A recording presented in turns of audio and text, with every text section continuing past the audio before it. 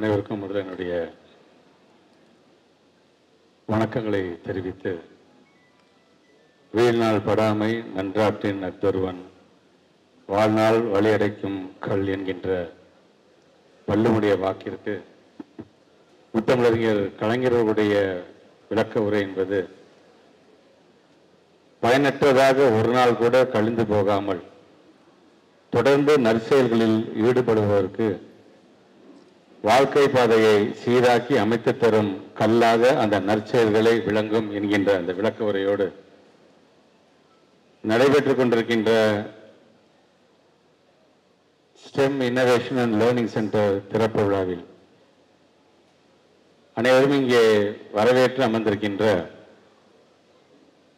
நமது மாவட்டத்துடைய ஆட்சித்தலைவர் திரு பிரதாப் ஐஏஎஸ் அவர்களே, உரையாற்றி அமர்ந்திருக்கின்ற திருவள்ளூருடைய சட்டமன்ற உறுப்பினர், இந்த தொகுதியினுடைய செல்ல பிள்ளையாக கருதக்கூடிய பெருமைப்பிற்குரிய அண்ணன் விஜி ராஜேந்திரன் அவர்களே, உரையாற்றி அமர்ந்திருக்கின்ற அமெரிக்கன் இந்தியா ஃபவுண்டேஷனுடைய திட்ட இயக்குனர் என்னுடைய அன்பு நண்பர் டாக்டர் பாஸ்கரன் தீனதயாளன் அவர்களே, வருகை தந்து சிறப்பித்துக் கொண்டிருக்கின்ற முதன்மை கல்வி அலுவலர் திருமதி தேன்மொழி அவர்களே, ஒருங்கிணைப்பாளர் சிகரம் சதீஷ்குமார் அவர்களே, திருத்தணியுடைய சட்டமன்ற உறுப்பினர் அன்புக்கினி அண்ணன் சந்திரன் அவர்களே, வருகை தந்திருக்கின்ற பெரியவர் ஐயா திராவிட பக்தன் அவர்களே, தலைமை ஆசிரியர் ஞானசேகரன் அவர்களே, உதவி ஆசிரியர் அன்பு சகோதரர் பிரபா அவர்கள் உள்ளிட்ட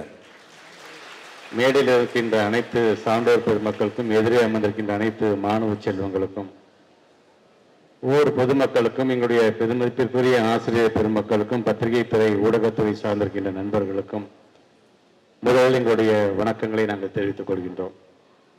இங்கே உரையாற்றுவர்கள் சொன்னது போல இந்த பள்ளியில் இன்றைக்கு தொடங்கி வைக்கப்பட்டிருக்கின்ற ஸ்டெம் லேப் என்பது இந்த பள்ளியோடு சேர்த்து இன்னும் ஒரு 4 பள்ளிகள் ஏறதாலும் 34 அரசு பள்ளி மாணவர்கள் பயன்படுகின்ற அளவிற்கு இன்றைக்கு நாங்கள் தொடங்கி வைத்திருக்கின்றோம். அதனுடைய மதிப்பீடு என்பது 1.38 கோடி என்று சொன்னார்கள். அதற்கு முழுக்க முழுக்க காரணமாக இருக்கின்ற நம்முடைய சகோதரர் பாஸ்கரன் அவர்களுக்கு என்னுடைய நன்றியை நமது பள்ளி நிர்வாகத்தின் சார்பாகவும் எங்களுடைய துறையின் சார்பாகவும் தெரிவிக்க நான் கடமைப்பட்டிருக்கின்றேன். இதனால ஒட்டுமொத்தமாக இந்தியாவுக்கு ஹெட்டாக இருந்தாலும் இந்தியாவில் இருக்கின்ற ஏறத்தாழ 84 லேப்ஸ் தான் இருக்கு இந்த மாதிரி ஸ்கூல்.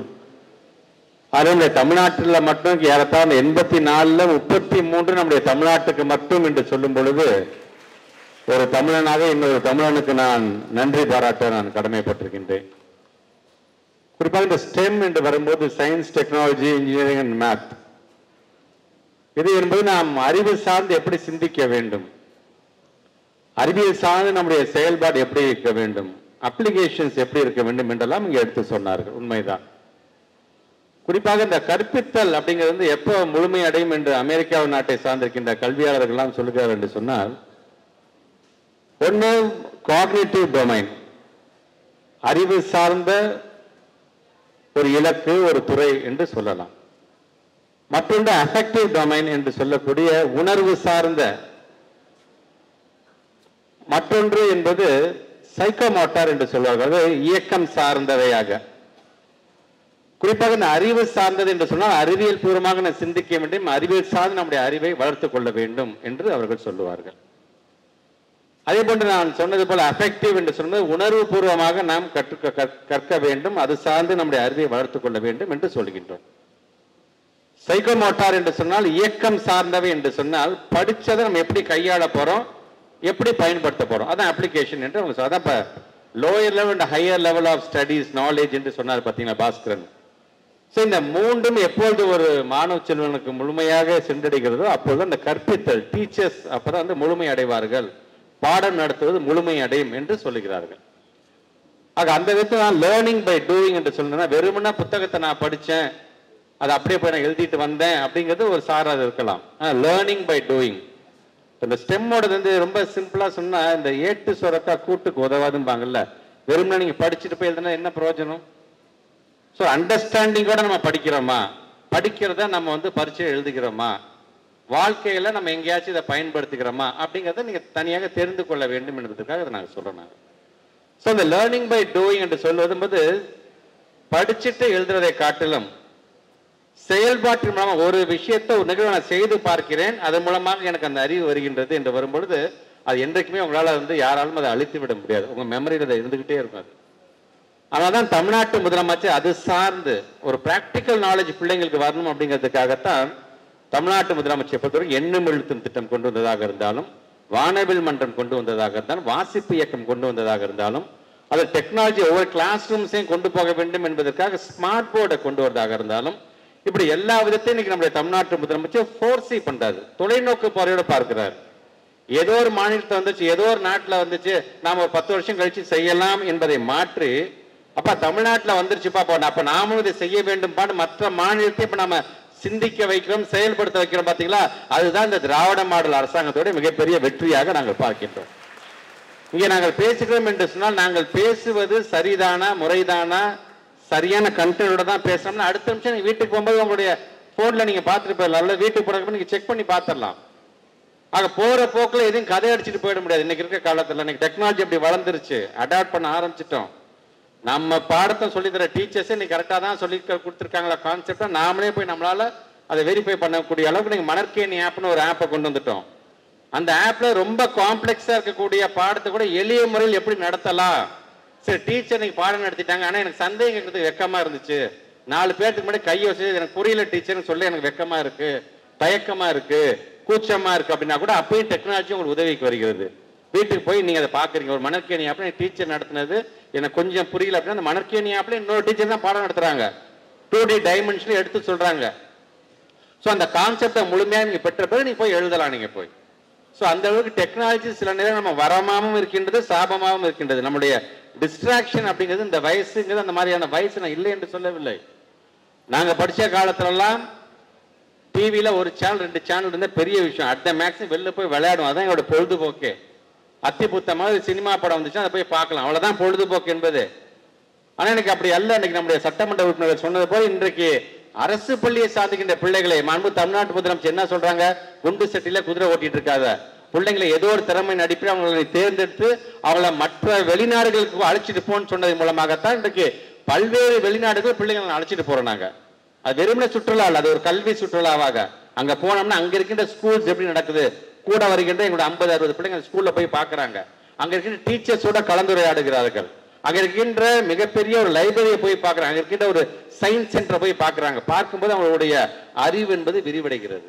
அதனால்தான் எங்க கூட வருகின்ற மாணவர்கிட்ட ஒரு பேட்டி எடுக்கும்போது ஒரு மாணவன் சொன்னா, நான் ஒரு மிகப்பெரிய ரிசர்ச்சரா ஆக வேண்டும் என்று நான் ஆசைப்படுகிறேன் என்று சொல்லும் பொழுது பேட்டி எடுக்கிற சொல்றாரு, இந்த மாதிரி ரிசர்ச்சரா ஆகணும்னு பள்ளிக்கூடத்துல நீ பேசுறேன்னா அந்த காலத்துல எங்க அப்படி பேசக்கூட தெரியாதுப்பா என்று ஒரு மூத்த பத்திரிகையாளர் சொல்லுகிறார் என்று சொன்னால், இன்றைக்கு எங்களுடைய பிள்ளைகள் அரசு பள்ளி என்பது வறுமையின் அடையாளம் அல்லது பெருமையின் அடையாளம் என்பதை நிரூபிப்பதே என்னுடைய பிள்ளைகளாகத்தான் இருந்து கொண்டிருக்கிறீர்கள். ஆக இன்றைக்கு இது போன்ற ஒரு நிகழ்வு நடைபெறுகிறது. அதுவும் நம்முடைய சட்டமன்ற உறுப்பினர்கள் சொன்னது போல ஒவ்வொரு அந்த பொறுப்பில் இருக்கும் பொழுதெல்லாம் இந்த பள்ளிக்கூடத்திற்கு என்னென்ன நாங்கள் செய்தோம் என்பதை மிக பெருமையாக எடுத்தோம். ஆமாம், நாங்கள் எதிர்கட்சியை சார்ந்திக்கின்ற ஒரு சட்டமன்ற உறுப்பினராக இருந்தபோது அன்றைக்கு எதிர்கட்சி தலைவராக இருந்த மாண்புக்கு தமிழ்நாட்டுடைய இன்றைய முதலமைச்சர் சொன்னதே என்னென்ன தெரியுமா, உங்களுடைய தொகுதி நிதி என்று வந்துச்சுன்னா அது முதல் ஃபர்ஸ்ட் ப்ரிஃபரன்ஸ் உங்க தொகுதி இருக்கின்ற ஸ்கூல்ஸ்க்கு கொடுங்க என்று தான் சொன்னார். அப்பொழுது அன்னைக்கு அவர் முதலமைச்சராக வருவார், அடுத்தடுத்து நாங்கள் இப்படிலாம் பள்ளிக்கல்வித்துறை சார்ந்து செய்ய போறோம்லாம் அன்னைக்கு அவர் நினைச்சிருப்பாங்க கூட எங்களுக்கு சந்தேகம் தான். ஆனால் அன்றைக்கே அவர் யார் மீது அதிகப்படியான நம்பிக்கையும் அன்பும் பாசமும் அக்கறையும் கொண்டிருந்தாரு சொன்னால் நம்முடைய மாணவ செல்வங்கள் உங்கள் மீது தான் வைத்திருந்தார். ஏன்னா நாளை இந்த தமிழ்நாட்டை ஆள போறீங்க, நாளைய தலைவர்களே நீங்கள் தான். ஆக அதை உணர்ந்ததன் காரணமாக தான் நாங்கள் சட்டமன்ற உறுப்பினராகும் போது எங்களுக்கு அப்படிப்பட்ட ஒரு எண்ணத்தை விதைத்தார். இன்றைக்கு நான் ஒரு பள்ளிக்கல்வித்துறை அமைச்சராக இன்னைக்கு நான் செயல்படுகிறேன் என்று சொன்னால் அதற்கு முழுக்க முழுக்க காரணம் என்னுடைய அரசியல் ஆசானாக இருக்கின்ற நம்முடைய மாண்பு தமிழ்நாட்டு முதலமைச்சர் என்பதை நான் பெருமையோடு எடுத்து சொல்வேன்.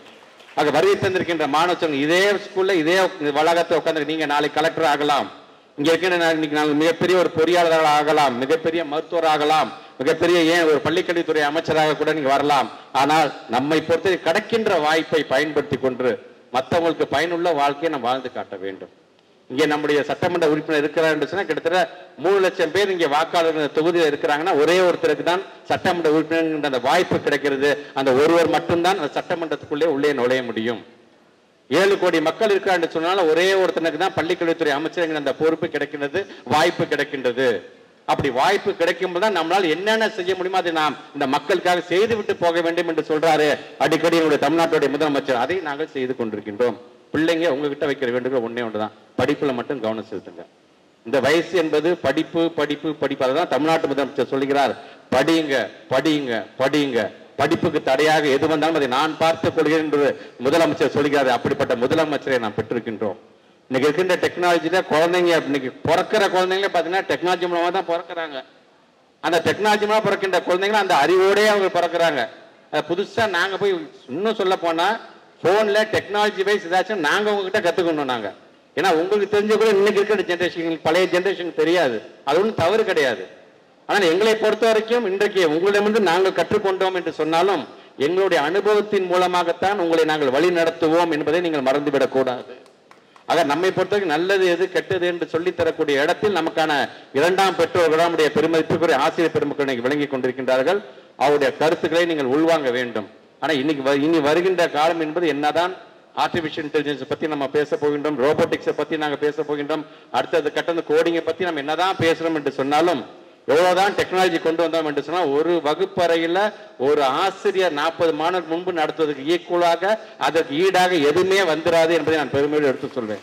மனிதர்களுடைய உணர்வுகளை புரிந்து கொள்ளும். நான் சொல்ற பாடம் இந்த குழந்தைக்கு புரியுதா, ஏன் இவ்வளவு சோபரா இருக்கு, ஏன் சோகமா இருக்கின்றது, உனக்கு என்ன பிரச்சனை, என்ன வந்து பாரு கிளாஸ் முடிஞ்சதுக்கு அப்புறமேட்டு என்று பேசக்கூடிய அந்த இன்ட்ராக்ஷன் செஷன் எங்க நடக்கும் அப்படின்னா ஒரு ஹியூமன் பீயிங்க்கும் இன்னொரு ஹியூமன் பீயிங்க்கும் நடுப்புறதான் நடக்கும். ஆக இன்றைக்கு நாங்கள் இவ்வளவு டெக்னாலஜி நாங்கள் கொண்டு வந்திருக்கிறோம். நீங்க நிறைய நீங்க வந்து அகாடமிக்ஸ் ரிலேட்டடாக சப்ஜெக்ட் ரிலேட்டட் தியரி ரிலேட்டடாக நீங்க படிக்கிறீங்க. படிக்கும் பொழுது அதுங்க எங்கே அப்ளை ஆகுதுன்னு பாருங்க. இங்க வருகை தந்திருக்கின்ற நான் அப்போ இந்த ஸ்டெம் லேப் தொடர்ந்து ஸ்கூல் அந்த ஸ்டூடெண்ட்ஸ் 2-3 ஸ்டூடெண்ட்ஸ் எங்களுக்கு வந்து எக்ஸ்பிளைன் பண்றாங்க.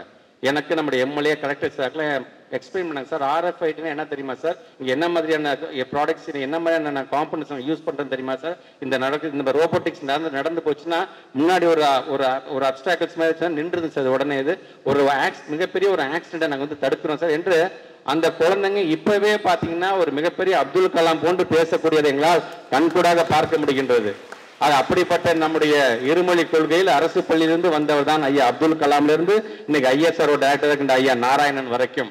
அது அந்த விதத்தில் நம்முடைய தாய்மொழியை நாம் என்றைக்குமே மறக்கக்கூடியது. அறிவு சார்ந்த அந்த கற்றலை நீங்கள் பெற வேண்டும். அது சார்ந்து எங்களுடைய பெருமதிப்புக்குரிய ஆசிரியர் பெருமக்களும் உங்களை அது போன்று ஈடுபாடு செய்கின்ற பணியில் தங்களை முழுமையாக ஈடுபடுத்திக் கொள்வார்கள் என்று சொல்லி வருகை தந்திருக்கு. நீங்கள் தொடர்ந்து படியுங்கள். உங்களுக்கு எது எது தேவையோ அதை செய்து தருவதற்கு உங்களுடைய சட்டமன்ற உறுப்பினர் இருக்கிறார். அவருக்கு தோளோடு தோளாக நானும் இருப்பேன் என்று சொல்லி உங்கள் அனைவருக்கும் என்னுடைய வாழ்த்துக்களை தெரிவித்து இந்த உரையை நிறைவு செய்கிறேன். நன்றி, வணக்கம். அனைவருக்கும் அதனுடைய மாலை வணக்கத்தை தெரிவித்து திருவள்ளூர் மாவட்டத்தினுடைய இந்த ஆய்வுக் கூட்டம் அனைவரையும் வரவேற்று வந்திருக்கின்ற திருமதி தேன்மொழி மேடம் அவர்களே, உரையாற்று சென்றைக்கு நம்முடைய மாவட்டத்தினுடைய ஆட்சித்தலைவர் உயர் பிரதாப் IAS அவர்களே, விடைபெற்று சென்றிருக்கின்ற சட்டமன்ற உறுப்பினர் பெருமதிப்பிற்குரிய அண்ணன் VG ராஜேந்திரன் அவர்களே, இந்த நிகழ்விலே கலந்து கொண்டிருக்கின்ற இணை இயக்குனர் அமுதவல்லி மேடம் அவர்களே, உரையாற்றி அமர்ந்திருக்கின்ற திருமதி உஷாராணி அவர்களே, நிறைவாக நன்றியாற்றிருக்கின்ற திரு ரவி அவர்கள் உள்ளிட்ட வருகை தந்திருக்கின்ற அனைத்து தலைமை ஆசிரியர்களுக்கும்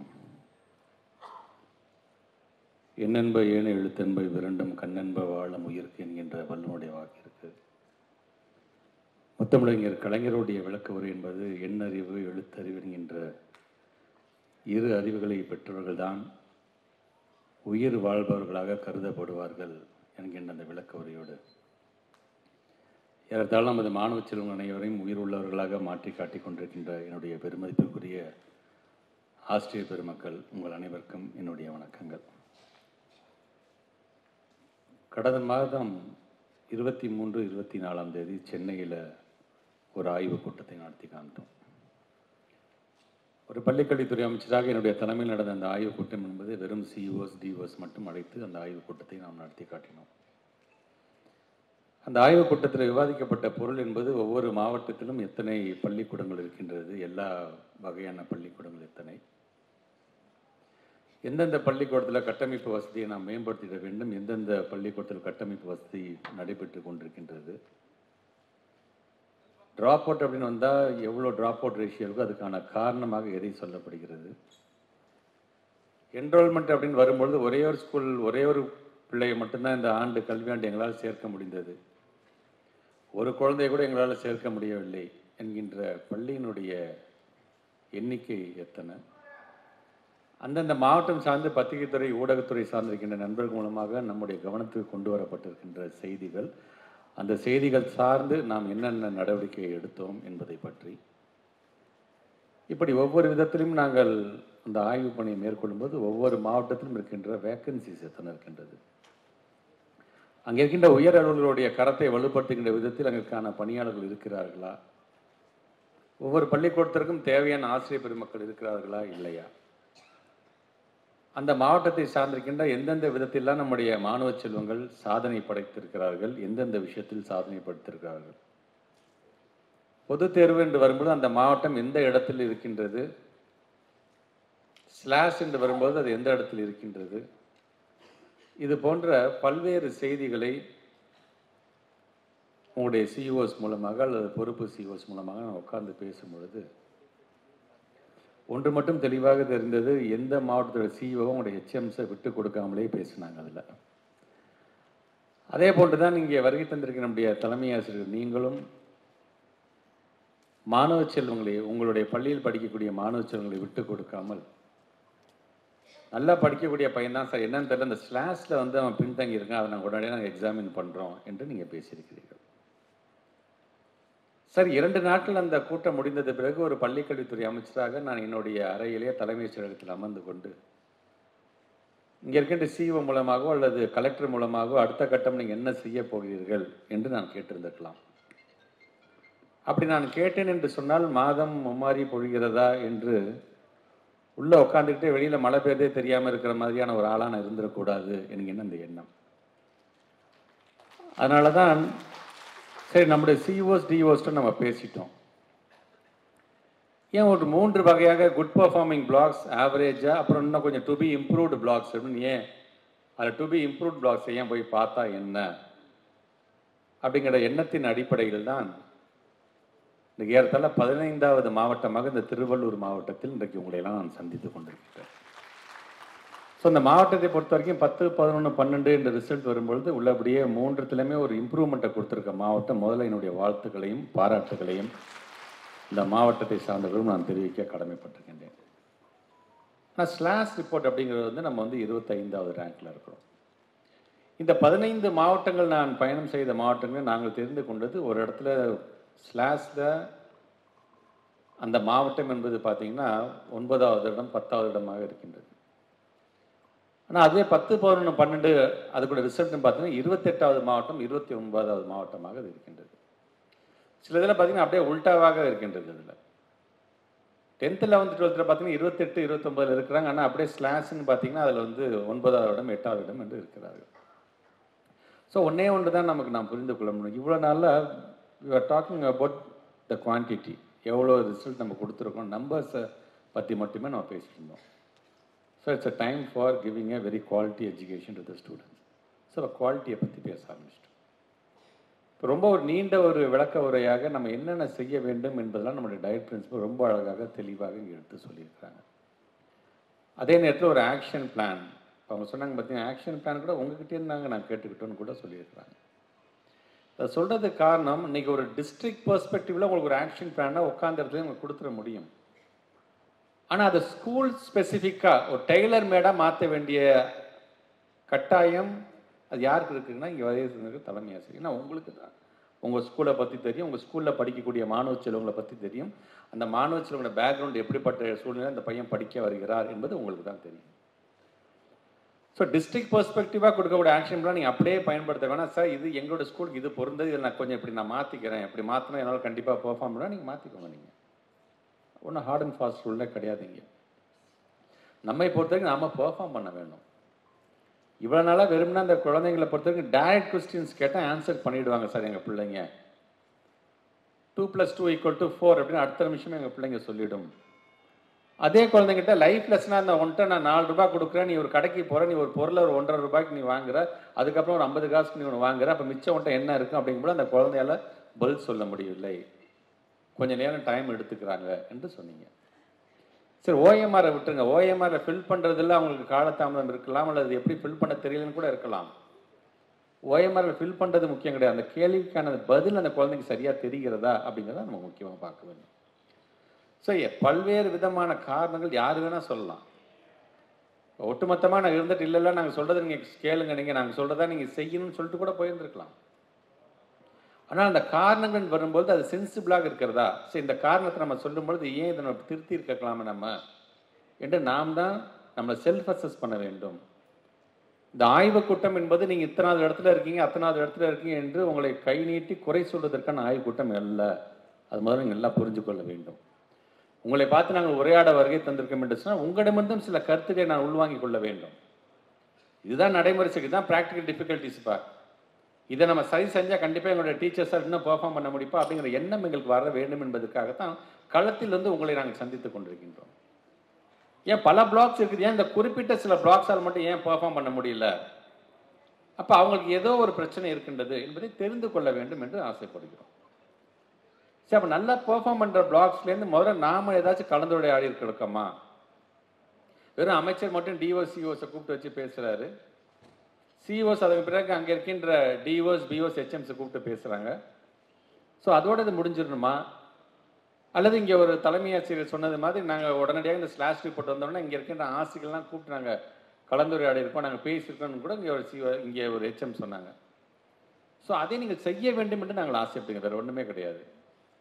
ஸ்கூல் அப்படிங்கிற அந்த வளாகம், இந்த ப்ரெமிசஸ் நீங்கள் உள்ள ஹெச்எம்மாக உள்ளே நுழைஞ்சிட்டிங்க அப்படின்னா நீங்கள் தான் கேப்டன் ஆஃப் த ஷிப். 360 டிகிரியிலும் உங்களோட பார்வை இருந்துக்கிட்டே இருக்கணும்.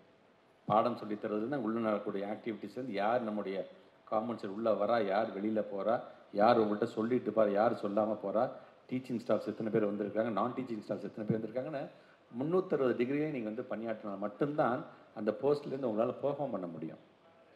ஸோ நீங்கள் அப்பப்போ நீங்கள் கிளாஸ் ரூம்ஸ்க்கு போகும்போது நீங்கள் ஏதாச்சும் கிளாஸ் ரேண்டமாக போய் நீங்கள் போய் இன்ஸ்பெக்ட் பண்ணுங்கள். சிஓ தான் வரணும், டிஓ தான் வரணும், பிஓ தான் வரணும், பிஆர்டி தான் வரணும்னு அவசியம் கிடையாது. நீங்கள் தான் எல்லாமாவே இருக்க வேண்டும் அந்த வளாகத்துள்ளார். ஸோ அதை தெரிந்து கொள்கின்ற அளவிற்கு நீங்கள் இருக்க வேண்டும். அந்த பாடம் நடத்தும்பொழுது மட்டும் அந்த ப்ராக்டிகாலிட்டியை தயவு செஞ்சு விட்டுறாதீங்க. இன்னைக்கு என்னுடைய டார்கெட் அப்படிங்கிறது பார்த்தா இந்த ஒரு பக்கத்தில் நடத்தி காமிச்சிட்டு போயிடணும். கடன்னு வந்தோம், படித்தேன், இங்கே திருப்பி நீ சொன்ன ஒரு 4 குழந்தைங்க நம்ம கேட்குறோம், கரெக்டாக சொல்லிட்டாங்க, எல்லாத்துக்கும் புரிதல் வந்துருச்சுன்னு அப்படின்னு போயிடக்கூடாது.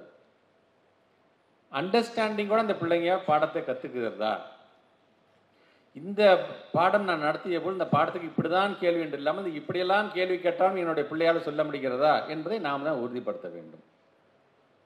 மேடையில் இருக்கிறவங்களை காட்டிலும் களத்தில் அதிகப்படியான அனுபவம் வாய்ந்தவர்கள் நீங்கள் தான். இன்றைக்கு மாண்புமிகு தமிழ்நாட்டு முதலமைச்சர் மட்டும் எடுத்துக்கோங்க. நீங்கள் 1ஆம் வகுப்புலேருந்து குறிப்பாக கொரோனா காலத்துக்கு பிறகு அந்த கேப்பை ஃபில் பண்ணுறதுக்கு இல்லம் தேடி கல்வி அப்படிங்கிறத ஒட்டுமொத்த இந்தியாவிலே கொண்டு வந்த மாநிலம், ஃபஸ்ட்டு மாநிலம் நம்ம மட்டும்தான். இதை பார்த்து மற்ற மாவட்டங்களும் கற்றுக்கிட்டாங்கன்னா சந்தோஷம். நம்மளோட எஜுகேஷன் சிஸ்டத்தை பார்த்து கற்றுக்கிட்டோம். அங்கே இருக்கிற பிள்ளைங்க நம்மளோட பிள்ளைங்க தான். சரி, நம்முடைய கொரோனா காலத்தில் 2021 ஆட்சி மாற்றம் ஏற்படுது. உடனே ஸ்கூலில் திறந்தோம். நவம்பர் மாதம் தான் ஃபஸ்ட்டு ஃபேஸையே திறந்தோம். அதுக்கப்புறமே தான் டிசம்பரில் எல்லா பள்ளிக்கூடத்தையும் நம்ம திறந்தோம். உடனடியாக ஜனவரி மாதத்தில் எண்ணும் எழுத்தும் திட்டம் 1ஆம் வகுப்புலேருந்து 3ஆம் வகுப்பு வரைக்கும் கொண்டு வந்துட்டோம். அது நல்ல ரிசல்ட் கொடுத்ததுக்கப்புறம் 1லேருந்து 5ஆக நம்ம எக்ஸ்டெண்ட் பண்ணோம். சரி, எண்ணும் எழுத்தும் திட்டத்தை நம்ம கொண்டு வந்துட்டோம். ஆனால் 6 to 9 வரைக்கும் இருக்கின்ற இந்த ஸ்லோ லேர்னர்ஸ்க்கு என்ன பண்ணாங்க, ஸ்லோ லேர்னர்ஸ்க்கு என்னென்ன பயிற்சி வழங்கணும் அதையே நீங்கள் செஞ்சுட்டு தான் இருக்கிறீங்க. அந்த ஸ்லோ லேர்னர்ஸ்க்கு பயிற்சி கொடுத்ததுக்கு பிறகு அது திருப்பி நார்மல் கிளாஸில் போய் கொண்டு சேர்க்கறது உங்களுடைய பணி இருந்து கொண்டு தான் இருக்கின்றது. சரி, எண்ணம் எழுத்தும் கொடுத்துட்டீங்க. இப்போ 6 to 8 இருக்கின்ற அந்த பசங்களுக்கு நம்ம தேவையான திறனை நம்ம எப்படி நம்ம வளர்க்க வேண்டும் என்று சொல்லும் பொழுது உடனடியாக திறன் அப்படிங்கிற ஒரு திட்டத்தை இப்போ கொண்டு வரோம். அந்த திறனுக்கான திட்டத்துக்கும் இன்புட் உங்ககிட்ட தான் நாங்கள் வாங்குகிறோம். நாங்கள் சரி, இது மட்டும் தானே அப்படின்னு பார்த்தீங்கன்னா அந்த பிள்ளைகளுக்கு ஒரு இன்ட்ரெஸ்டே இல்லாத தன்மை இருக்கின்றது என்று பல மாவட்டத்தில் சொல்கிறாங்க. பள்ளிக்கூடத்துக்கு வந்து இன்ட்ரெஸ்டோட பிள்ளைங்க வரமாட்டேங்கிறாங்க. கற்றலும் கற்பித்தும் மகிழ்ச்சியாக இருந்தால் மட்டும்தான் நம்ம எட்ட வேண்டிய இலக்கை நம்மளால் எட்ட முடியும். சரி, அதுக்கு என்ன செய்யணும்? சரி, எல்லா ஸ்கூலும் எல்லா எலிமெண்ட்ரி ஸ்கூலுக்கும் கிட்டத்தட்ட 22,931 ஸ்கூலுக்கும் ஸ்மார்ட் போர்டை கொண்டு வந்தாச்சு. சரி, ஸ்மார்ட் போர்டு கொண்டு வந்தீங்க சார். இணைய சேவை இந்த சில இடத்துல இல்லை சார், ரொம்ப கஷ்டமாக இருந்தால் கவலைப்படாங்க, அதுக்கும் பென்ட்ரைவ் கொடுத்து உங்களுக்கு கண்டென்ட் ஏற்றி கொடுக்குறோம். சரி, இது மட்டும்தானா என்று சொன்னால் மணற்கேணி ஒரு செயலின்னு கொண்டு வந்து ரொம்ப கஷ்டப்பட்டு நடத்தக்கூடிய பாடத்தை கூட 2D டைமென்ஷன் ரொம்ப இலகுவாக ஈஸியாக அந்த குழந்தைங்களுக்கு புரிகிற மாதிரி அதுலேயும் நம்ம வந்து அப்லோட் பண்ணுறோம். ஹைடெக் லேப்ஸ் வரும்போது வெறும் high school higher secondary school மட்டும் இல்லாமல் மிடில் ஸ்கூலும் ஹைடெக் லேப்ஸ் கொண்டு வந்து இப்போ அதையும் செஞ்சு கொண்டு இருக்கிறோம். சார் ஸ்மார்ட் போர்டு வேறு எலிமெண்ட்ரிக்கு மட்டும் இல்லாமல் கொஞ்சம் மிடில் ஸ்கூல் கொஞ்சம் ஹை ஸ்கூல் கொண்டு வந்து ஸ்கூலுக்கு அட்லீஸ்ட் ஒன்றுனாச்சும் கொண்டு வரணும். இன்றைக்கு அது அந்த திட்டத்தை நாம் செயல்படுத்த இருக்கின்றோம். ஸோ டெக்னாலஜி அப்படின்னு வரும்பொழுது உலகத்தில் ஏதாச்சும் ஒரு கண்டுபிடிப்போ ஒரு செய்தியோ வருகிறது என்று சொன்னால் அடுத்த ஒரு வாரத்துக்குள்ளார தமிழ்நாட்டில் இருக்கின்ற தனியார் பிள்ளையும் சேர்த்து 1,29,00,000 பிள்ளைங்களும் அடுத்த நிமிஷம் தெரிந்து கொள்கிறார் என்று சொன்னால் என்ன நான் தெம்பா தைரியமாக சொல்லுவேன், தமிழ்நாட்டை தவிர்த்து வேறு எந்த மாநிலத்திலும் இது போன்ற ஒரு வசதி இல்லை. ஆனால் தான் முதலமைச்சர் ஒவ்வொன்றையும் பார்த்து பார்த்து நம்முடைய துறை சார்ந்து செய்து கொண்டிருக்கின்றார். ஸோ நம்முடைய பணியை நாம் செய்தாக வேண்டும். ஒரு பள்ளிக்கல்வித்துறை அமைச்சர் வெறுமனே நான் என்னோட ஆஃபீஸில் மட்டும் உட்காந்துட்டு வருகின்ற கோப்புகளுக்கு கையெழுத்து போட்டு நான் எங்கே போனாலும் என்னை அமைச்சர் தான் சொல்ல போகிறீங்க. எனக்கான மரியாதை இருக்க தான் போகின்றது, எனக்கான புரோட்டோக்கால் இருக்க தான் போகின்றது. ஆனால் அது மட்டும்தான் வேலையா? தொடர்ந்து களத்துக்கு நான் போனால் மட்டும்தான் கிட்டத்தட்ட 234 தொகுதிக்கு நேரடியாக நான் போய் பார்த்துட்டு வந்துட்டேன். நான் உங்களுடைய நடைமுறை சிக்கல் என்னவாக இருக்கின்றது, மாணவர்களுக்கு என்ன தேவைப்படுகிறது, பெற்றோர்களுடைய எண்ணம் என்னவாக இருந்து கொண்டிருக்கின்றது, அங்கே வேலை பார்க்கக்கூடிய நான் டீச்சிங் ஸ்டாஃபோட எண்ணம் என்னவாக இருக்கிறது முதற்கொண்டு என்னால் இன்றைக்கு உணர முடியும். நான் பேசுகின்ற நான் புதுசாக ஒரு அறிவுரை சொன்னால் கூட அதை நான் யோசித்து தான் நான் அறிவுரையாக சொல்ல முடியும். ஏன்னா சார் 234 தொகுதிக்கும் போயிருக்கேங்கிறீங்க, இது உங்களுக்கு தெரியாதா சார், என்ன நீங்கள் என்னை கேட்டுவிடக்கூடாது என்பதை ரொம்ப கவனமாக பேசி கொண்டிருக்கின்றேன். ஆனால் நம்மை பொறுத்த வரைக்கும் நம்முடைய பொறுப்பை உணர்ந்து நம்ம அடுத்த முறை வரும்போது இந்த பெர்ஃபார்மன்ஸை நம்ம அதிகப்படுத்த வேண்டும். குறிப்பாக இந்த ஆர்கேபேட் எல்லாபுரம் திருத்தணி நல்லா பெர்ஃபார்ம் பண்ணியிருக்காங்க. அவங்க அனைவருக்கும் என்னுடைய வாழ்த்துக்களையும் பாராட்டுகளையும் நான் தெரிவித்துக் கொள்கின்றேன். இதில் ஆவரேஜ் பெர்ஃபார்மன்ஸ் பூந்தமல்லி, சோழாவரம், மீஞ்சூர், திருவலங்காடு அவர்களுக்கும் என்னுடைய வாழ்த்துக்கள். அடுத்த முறை வரும்போது நீங்கள் இன்னும் முன்னேறிய இடத்திற்கு நீங்கள் வந்துவிட வேண்டும். To be improved. இன்னும் கொஞ்சம் நீங்கள் மனசு வச்சிங்கன்னா நீங்கள் அடுத்த கட்டமாக ஆவரேஜுக்கும் குட்டுக்கும் நீங்கள் உங்களால் வந்துட முடியும். அதில் பள்ளிப்பட்டு, புழல், கடம்பத்தூர், திருவள்ளூர், கும்மிடிப்பூண்டி, வெள்ளிவாக்கம், பூண்டி, அதில் புழல், கும்மிடிப்பூண்டி, வெள்ளிவாக்கம் அண்ட் பூண்டி இன்னும் கொஞ்சம் அதிகமாக நீங்கள் கவனம் செலுத்திட வேண்டும். ஏன்னா இன்றைக்கு நீங்கள் 10, 11, 12 அடுத்த கட்டமத்துக்கு நீங்கள் முன்னேற வேண்டும் என்று சொன்னால் இந்த டு பி இம்ப்ரூவ்டு பிளாக்ஸை சார்ந்திருக்கு நீங்கள் கொஞ்சம் கை கொடுத்தீங்க என்று சொன்னால் கண்டிப்பாக திருவள்ளூர் மாவட்டம் அடுத்த ஆண்டு இதே மணி நேரத்தில் ஸ்லாஷ் ரிப்போர்ட்டுக்குன்னு நான் உங்களோட ஆய்வு கூட்டத்துக்கு வரும்பொழுது உங்களை அனைவரையும் நான் பாராட்டுவதற்காக மட்டுமே வந்ததாக அந்த விழா அமைந்திட வேண்டும் என்பதுதான் என்னுடைய வேண்டுகோளாக நான் வைக்கின்றேன். இத்தனை நாட்கள் வரைக்கும் நம்ம வெறும் ஒரு இன்ஸ்ட்ரக்டிவ் அப்ஜெக்டிவ்ஸ், லேர்னிங் அப்ஜெக்டிவ்ஸை பற்றி மட்டும் நம்ம பேசிட்டு இருந்தோம். கற்றல் பொருள் அந்த பிள்ளைங்களுக்கு நான் என்ன சொல்லித்தர வேண்டும் அது மட்டும்தான் நம்முடைய குறிக்கோளாக இருந்தது. சமீப காலமாக நம்ம லேர்னிங் அவுட்கம்ஸை பற்றி நம்ம பேச ஆரம்பிச்சோம். ரொம்ப சந்தோஷமாக இருக்கின்ற ஒவ்வொருத்தரும் ஒரு எல்ஓவை பற்றி நீங்கள் பேசுறீங்க. நீங்கள் ஸோ LOT 207 பற்றி நம்ம வீக்காக இருக்கான் பையனா 206 வரைக்கும் அந்த குழந்தைங்க எல்லாமே புரிஞ்சிருச்சா?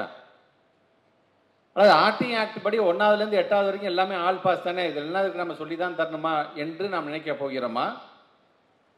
அல்லது 3ஆவது வகுப்பு முடித்ததுக்கு பிறகு 4ஆவது வகுப்பில் அந்த பிள்ளை வரும்பொழுது 3ஆவது வகுப்பில் கற்க வேண்டிய அனைத்தையும் கற்றுவிட்டு தான் அது 4ஆவது வகுப்பு வருகிறதா என்று நம்ம உறுதி செய்ய போகிறோமா?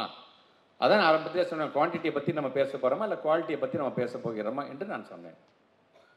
ஆக வருகை தந்திருக்கின்ற நம்முடைய ஹெச்எம்ஸ் இனி வருங்காலத்தில் அடுத்தது நீங்கள் என்ன ஆக்ஷன் பிளான் நேரம் நீங்கள் கொண்டு வந்திருப்பீங்க. எனக்கு உள்ளபடியே ஒரு பெருமை திருவள்ளூர் மாவட்டத்தை பற்றி நான் சொல்லணும்னா உங்கள்கிட்ட அந்த அக்செப்டன்ஸ் இருந்துச்சு. ஃபர்ஸ்ட் ஆஃப் ஆல் ஆமாம் சார் 3ல் எங்கள் பிள்ளைங்க இதுக்கு பின்தங்கியிருக்காங்க, 5ல் கொஞ்சம் பின்தங்கியிருக்காங்க, 8ல் இந்தந்த விஷயத்தில் பின்தங்கியிருக்காங்க, நாங்கள் மாற்றி கொடுக்கிறோம். அந்த அக்செப்டன்ஸ் என்னைக்கு அதை நீங்கள் ஒற்றுக்கொண்டிருக்கீங்களோ கண்டிப்பாக நீங்கள் முன்னேறிய பாதைக்கு செல்வீர்கள் என்கிற நம்பிக்கை எனக்கு நிரம்ப இருக்கின்றது. ஸோ அந்த அக்செப்டன்ஸ் வந்துருச்சு அப்படின்னாலே நம்முடைய டயட் பிரின்சிபல் சொன்னது மாதிரி அந்த ஆக்ஷன் பிளான் ஆட்டோமேட்டிக்காக உங்களுக்கு மனசில் வந்திருக்கும். சரி இதுதானே இவ்வளோ நாள் இந்த ஸ்லாஷ் ரிப்போர்ட் என்னன்னு தெரியாமல் இருந்துச்சு. இது வெறும் ஒரு மாநிலத்திற்கான ஒரே ஒரு ரிப்போர்ட் அல்ல, இது ஒரு மாவட்டத்திற்கான ஒரே ஒரு ரிப்போர்ட் அல்ல, ஒரு பிளாக்குக்கான ஒரே ஒரு ரிப்போர்ட் அல்ல. Every individual school has its own progress report right now. அதில் என்னென்னங்கிறது இப்போ எல்லாம் உங்களுக்கு வந்துச்சு. இப்போ நீங்கள் ஒரு பிளானுக்கு வந்துருக்கீங்க. சரி ஒரு பாடம் நடத்தும் பொழுது அந்த LO என்னங்கிறது என் மைண்டில் ஃபஸ்ட்டு வந்துடணும். எனக்கு அந்த மைண்டில் வந்து இதை சுற்றி இது எப்படிலாம் இந்த பாடம் நடத்த முடியுமா நான் நடத்தி காட்டுறேன், என் பிள்ளைங்களை நீங்கள் சோதிச்சு பாருங்கள் என்று சொல்லக்கூடிய இடத்துக்கு உங்களால் வந்துவிட முடியும். ஸோ அந்த LOக்கான அந்த அவேர்னஸ், லேர்னிங் அவுட்கம்க்கான அவேர்னஸ் நமக்கு ஃபர்ஸ்ட் ஆஃப் ஆல் நமக்கு வந்துட வேண்டும் நமக்கு. ஸோ அது சார்ந்த பிள்ளைகளை நாம் தயார்படுத்துவோம். கேள்வியை நீங்களே கேட்டு பாருங்கள். பாடம் நடத்திப்போ நீங்கள் இப்படி தான் கேள்வி கேட்டால் ஆன்சர் சொல்கிறேன்னா அதே நான் மாற்றி கேட்டுக்கிறேன், நீங்களே அதை முயற்சி செய்ய வேண்டும் நீங்கள். ஸோ இந்த மாதிரி அந்த லேர்னிங் அவுட்கம்ஸ் கேப், ஏன்னா ஃபர்ஸ்ட் ஆஃப் ஆல் நான் சொன்ன இன்ஸ்ட்ரக்டிவ் ஆப்ஜெக்டிவ்ஸை பற்றி ஒரு காலத்தில் பேசியிருப்போம். இங்கே வருகை தந்திருக்கின்ற கல்வியாளருக்கான் தெரியும். அது ஜென்ரிக் அப்ஜெக்டிவாக ஸ்பெசிஃபிக் அப்ஜெக்டிவாக ரெண்டாக பிரிந்தது. அதன் பிறகு தான் அந்த லேர்னிங் அவுட்கம்லாம் இன்றைக்கி நம்ம பேசிட்டு இருக்கேன் சொல்லும்போது இதை சார்ந்து இன்னும் அதிகப்படியான awareness first of all us ஹெச்எம்ஸாக நம்ம எல்லாத்துக்குமே அது வந்துவிட வேண்டும் என்பதுதான் என்னுடைய வேண்டுகோள். பொதுவாக ஒவ்வொரு மாவட்டத்துக்கும் நான் போகும்போது நம்முடைய ஆசிரியருடைய பணிங்கிறது எப்படிப்பட்ட ஒரு அர்ப்பணிப்பான ஒரு பணி என்பதுக்கு சொல்கிறேன். தூத்துக்குடியில் ஒரு மாவட்டத்திற்கு மாலை நேரத்தில் பள்ளிக்கூடம் முடியும் பொழுது நான் உள்ளே நுழைகிறேன். மாணவ செல்வங்கள்லாம் வெளியில் வந்து கொண்டிருக்கின்றார்கள். அதில் ஒரு மாணவன் நான் கேட்குறேன், நீங்கள் உங்களுக்கு என்ன பாடம் நடத்துனாங்க அப்படின்னு கேட்டேன். இன்னைக்கு கணக்கு பாடம் நடத்துனாங்க. சார் கணக்கு பாடத்தை என்ன நடத்துனாங்க? 4 ரூபா நீ எடுத்துகிட்டு போகிற மளிகை கடையில் கொடுக்குற, 3 ரூபாய்க்கு பொருள் வாங்குற, மீதம் 2 ரூபாய் இந்த மளிகை கடையில் கொடுக்க நீ என்ன செய்வ என்று எங்களோட டீச்சர் கேட்டாங்க. நீ என்ன சொன்ன? நான் அதை நான் வாங்கிட்டு வந்துடுவேன் என்று சொன்னேன். இல்லை 1 ரூபாய் அதிகமாக கொடுத்தாங்க, 1 ரூபாய் திருப்பி கொடுக்கணும் இல்லையா, அது தப்பு இல்லையா என்று சொன்னார்கள். ஆமாம், திருப்பி கொடுக்க வேண்டும் என்று நான் கற்றுக்கொண்டேன்.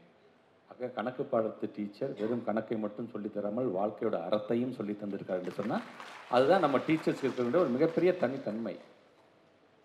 பொள்ளாச்சியை சார்ந்திருக்கின்ற இரு கண் பார்வையும் இல்லாத ஒரு டீச்சர் சாந்தாமணி அப்படிங்கிற ஒரு டீச்சர் இருக்கின்ற பாடம் எதெல்லாம் கஷ்டமான பாடமோ அந்த பாடத்தை மிக எளிய முறையில் புரிந்து கொள்வது மாதிரியான வீடியோ எடுத்து கிட்டத்தட்ட 500 வீடியோஸை யூடியூப்பில் அப்லோட் பண்ணியிருக்காங்க.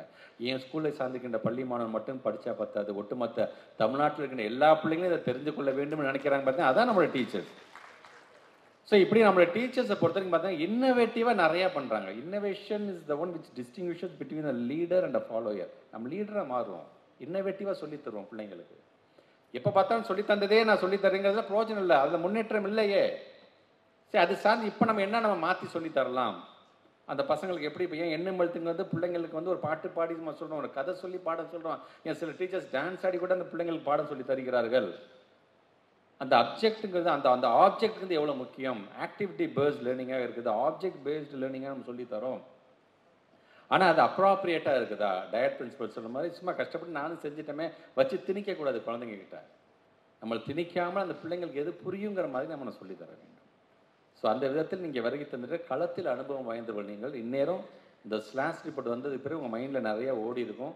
இது சார்ந்து பிள்ளைங்களுக்கு இப்படியெல்லாம் பாடம் நடத்திட வேண்டும். நம்மளுடைய டீச்சர்ஸ் நம்ம ஸ்கூலில் இருக்கிற ஒவ்வொரு சப்ஜெக்ட் டீச்சர்ஸோட உட்காந்து நம்ம பேசுவோம். முதல்ல மனசை விட்டு பேசுவோம். உனக்கு என்ன பிரச்சனை, இந்த குழந்தை இதில் பின்தங்கி இருக்கிற, நீங்கள் என்ன நினைக்கிறீங்க, என்ன சொல்ல வரீங்க, இது எப்படி பண்ணலான்னு சொல்லுங்கள், நாங்கள் உங்களுக்கு உதவுறோன்னு சொல்லுங்கள். டயட்டுங்கிறது வந்து எப்போ பார்த்தா ட்ரைனிங் மட்டும் நம்மளை கூப்பிடுவாங்கப்பா, அப்போ மட்டும் போயிட்டு இருந்தாப்பா இருந்துடக்கூடாது. டயட்டில் நீங்கள் போய் கேளுங்க. சார் எனக்கு இது பண்ணணும்னு நான் நினைக்கிறேன் மேடம், கொஞ்சம் ஹெல்ப் பண்ணுங்க மேடம் சொல்லுங்கள். நீங்கள் சரி, இது ஒரு கூட்டு பொறுப்பாக தான் இருந்துட வேண்டும். வெறும்னா உங்களை மட்டும் உட்காந்து இப்படி பண்ணுங்க சொல்கிறது காட்டும். உங்களுக்கு ஏதாச்சும் உங்களுடைய கரத்தை எங்களால் வலுப்படுத்த முடியுமா? அதன் மூலமாக அந்த பிள்ளையை மாணவர்கள் நம்மளை நம்பி தான் அந்த பிள்ளைங்களை ஒப்படைங்க. நம்ம தானே 2ஆம் பெற்றோர்கள் அந்த பிள்ளைங்களுக்கு. அந்த பிள்ளைங்களை எப்படியாச்சும் நம்ம கை தூக்கிட முடியுமா என்று நாம் நினைச்சாலே போதும். நமக்கு நீங்கள் நினைக்கவில்லை என்று சொல்ல, இன்னைக்கு காலத்துக்கு தகுந்தாப்போல், இன்னைக்கு ட்ரெண்டுக்கு தகுந்தாப்போல். நான் படிச்சுட்டு வந்தவங்கலாம் கிடையாது. இன்னைக்கு மாறிடுச்சுங்க ட்ரெண்ட். எனக்கு ஏன் இது எவ்ரி 3 months ஏன் ட்ரைனிங் கொடுக்குறோம்? நம்ம ஒவ்வொரு காலகட்டத்திலையும் ஒவ்வொரு சப்ஜெக்ட் எப்படி சொல்லித்தந்தா அந்த பிள்ளைங்களுக்கு புரியுங்கிறத தனியாக ரிசர்ச் பண்ணிக்கிட்டே இருக்கு எஸ்சிஆர்டி டீம். ஸோ அதையும் உள்வாங்கி கொண்டு எல்லாரும் ஒன்று சேர்ந்து, ஊர் கூடி தானே தேவை இருக்க வேண்டும். ஒன்று கூடி ஒன்று சேர்ந்து உங்களுக்கு என்ன இருந்தாலும் சரி எடுத்து பேசுங்க. இங்கே இருக்க இந்த கல்வியாளர்கிட்ட பேசுங்க. ஒரு நல்ல ஒரு கரெக்டாக உங்களுக்கு ஒரு யங்ஸ்டர் கிடச்சிருக்கிறாரு, அவர் ரொம்ப ஆசைப்படுறாரு, நான் வந்து சாதிச்சு காட்டணும் எஜுகேஷன் ஆசைப்படுறாரு. ஸோ இந்த மாதிரி தயவுசெய்து பயன்படுத்தி கொள்ளுங்கள் நீங்கள். இந்த மாதிரியான கலெக்டர்ஸ்லாம் கிடைக்காது அவ்வளோ ஈஸியாகலாம்.